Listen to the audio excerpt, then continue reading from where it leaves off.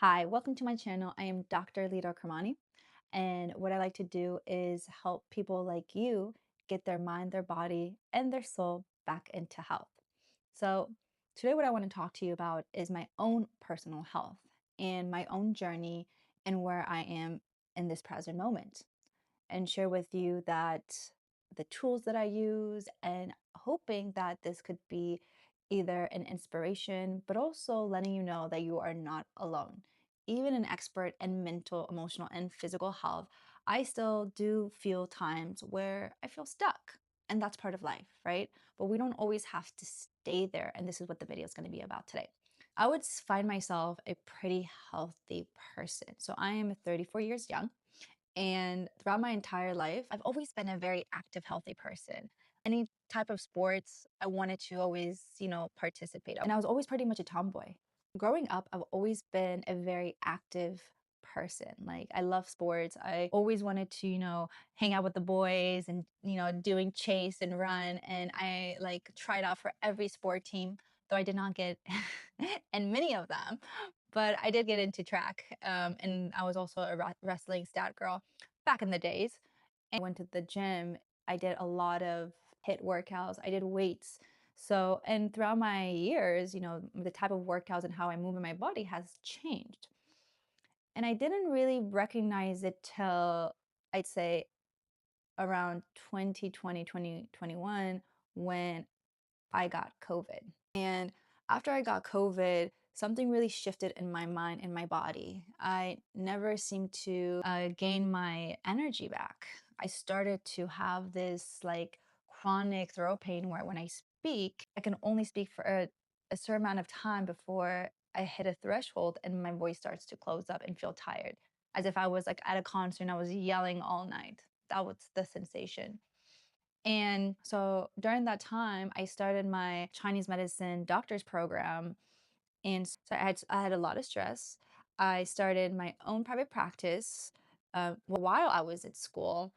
And I held workshops, I taught, and I and what I did was I overdid it. I burned myself out because in my mind, I was trying to get somewhere faster than my body would have allowed me.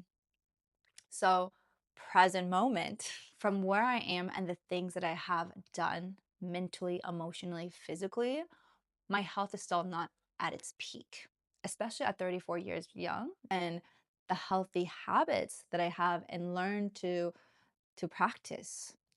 And so sometimes I can get hard on myself because I say, wow, if I didn't do this, like how would my health be? And here's the interesting part. Because my personality is perfectionism, go all in, do more than I need to.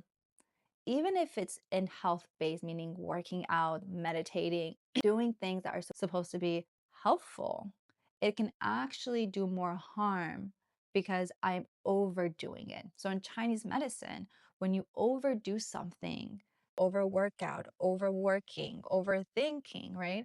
It really affects the spleen and the stomach, the earth element.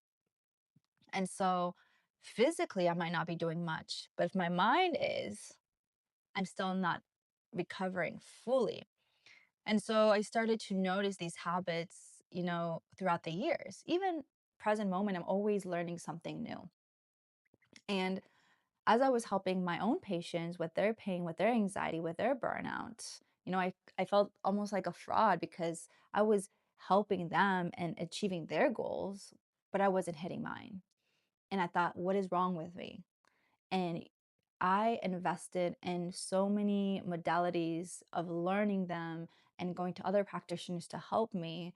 And it has been helpful. Like, I'm so grateful. And I think all of those have been helping me to get to where I am and to have a better understanding of the truth of where I am. I think it's sometimes difficult to accept where you're at with your health, especially, for myself, where I feel like people look up to me. I'm supposed to be the expert in my field and I'm helping others and teaching others.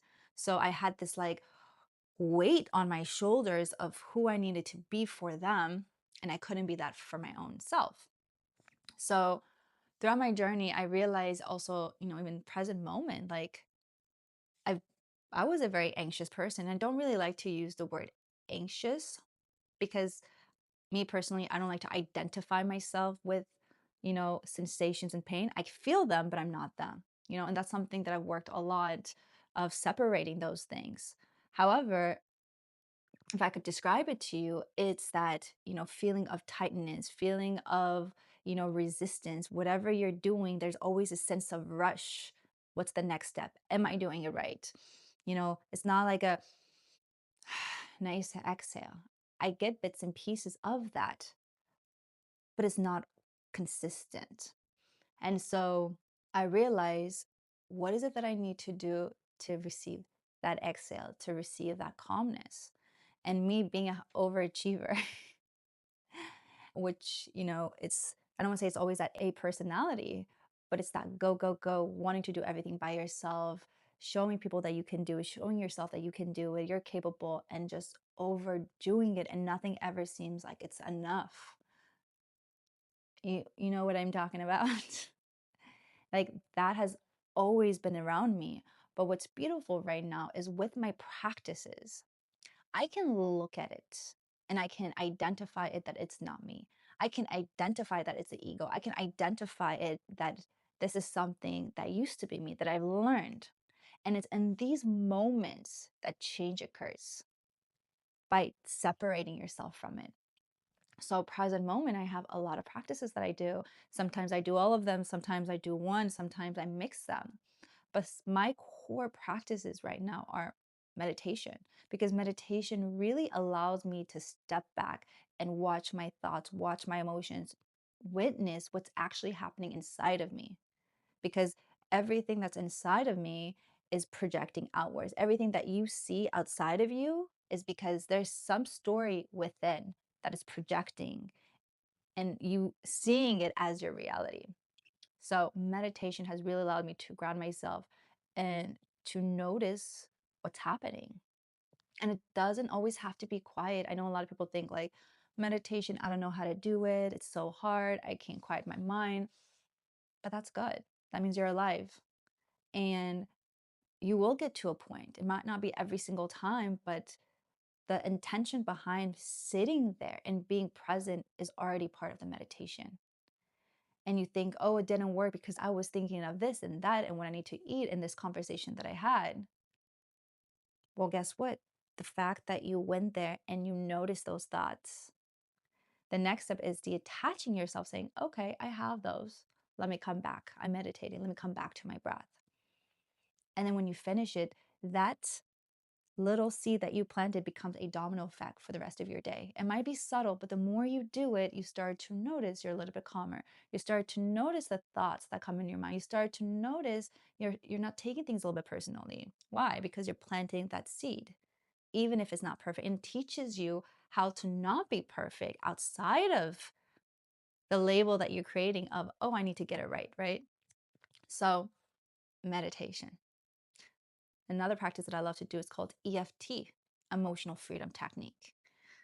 This by far has really helped me to reprogram my belief systems and calm my nervous system, because it allows me to speak my truth of what is true to me in that present moment. So if I am feeling anxious or sad or angry, I hold a safe space for myself to admit that I feel that way. And then you tap on certain parts of your body, which is acupressure points. And that helps to move the energy, the blockages, the stories that hold true out of the body. So the mind and the body start to work together, creating a safe space that it's okay if you have these feelings. But then you also gain this awareness that I don't need to have these. I created these thoughts and emotions. Well, what else do I want? So it's a practice where when that loop, that critical mind goes, or my big emotion is coming up, I usually will start to do an EFT tapping for myself. And of course, if you have more questions, and I'll do more videos with these type of stuff in the future recordings. But if you do have any questions, please feel free to comment below. And then the third thing that I really love is Qigong.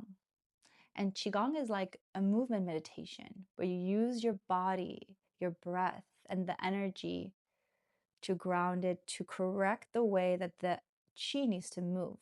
So chi is energy, and that's still not the exact definition, but it's pretty close. So in Chinese medicine, the chi in your body moves in a certain direction, and the elements in your body, so we have like wood, fire, earth, metal, water, all of those elements that are connected with organs, they all have a direction within the body. So, for example, the stomach chi goes downwards. So, when it goes up, you can feel heartburn, acid reflux, anxiety. So that because the chi is going up, right? It's going in the wrong direction. So with qigong, it's a nice practice to use the movement to calm the nervous system and feel more grounded and more centered in the body. So it's all about bringing everything back into center, back into balance. Because once we feel balanced, well, guess what? The body's so intelligent and knows how to heal itself. So I used to do Qigong on and off, but the past 3 weeks, I have been on it every single day in the morning. My practice goes from 30 minutes to an hour. But I noticed ever since I started that practice, my energy has increased a lot. My tension, my pain have softened.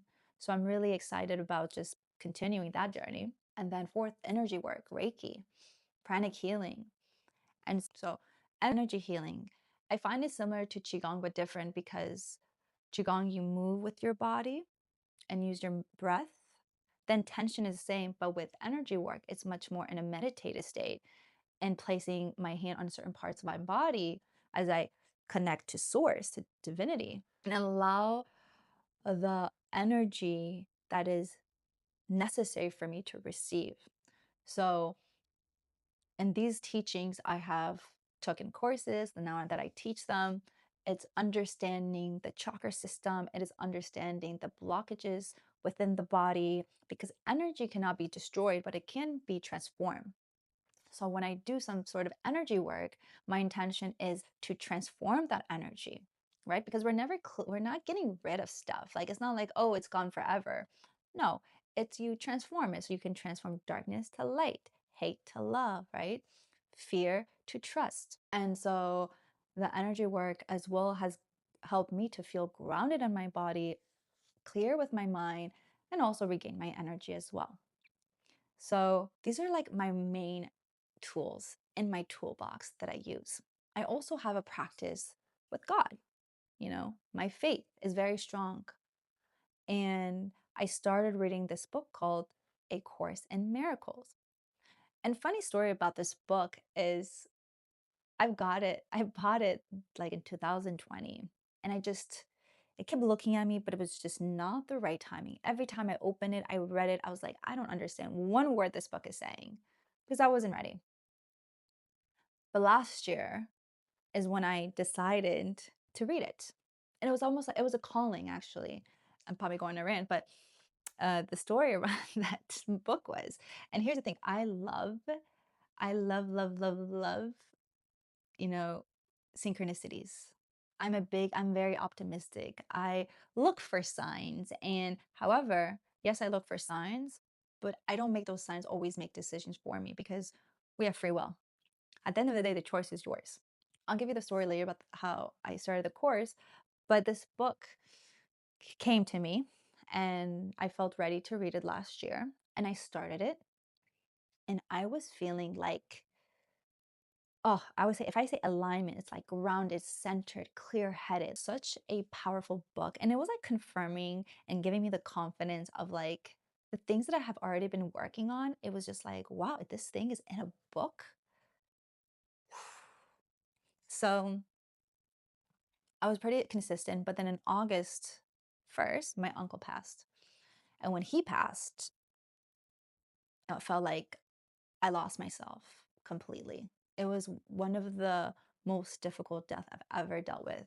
And I've always been afraid of death, especially losing a loved one, regardless of what I know in my mind. Like, I know that their life is not over. I know that they go, they're always with me and they go into a higher dimension and all the beauty when it comes to afterlife. Like, logically, I can see that, but subconsciously, and the truth for me still feels fearful, still feels, like I've lost them completely. So I stopped. I stopped actually almost everything. It took me a few months to get back to my routine. And with time, I healed and I started the practice again. So now I'm committed to my book and everything else.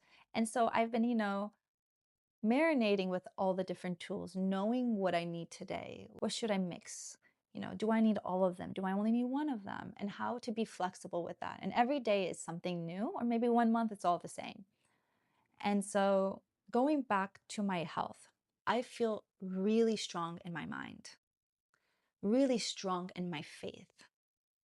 But the body is better, but I wouldn't say, oh, 100%.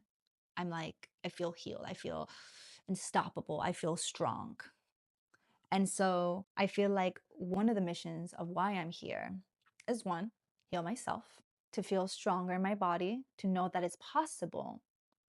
But I also want to show you that even if you don't get your health at 100%, you can get yourself to a place that is functional, where you can find peace, where you can accept the limitations and learn how to adapt and adjust to doing things differently. Not because you feel lack, but how can you look at it differently? What it gives you light, what it motivates you to make your other decisions. So I want to be that example for you. And I want to start sharing my journey around what I'm doing and what are the things that help me and, show you the tools so you can also start to feel healthy in your mind and your body and spirit. Because at the end of the day, when you feel good, everything else starts to just mimic it. Whether it's in your relationship, whether it's in your business, whether it's just, in your own relationship with yourself. So that's my story.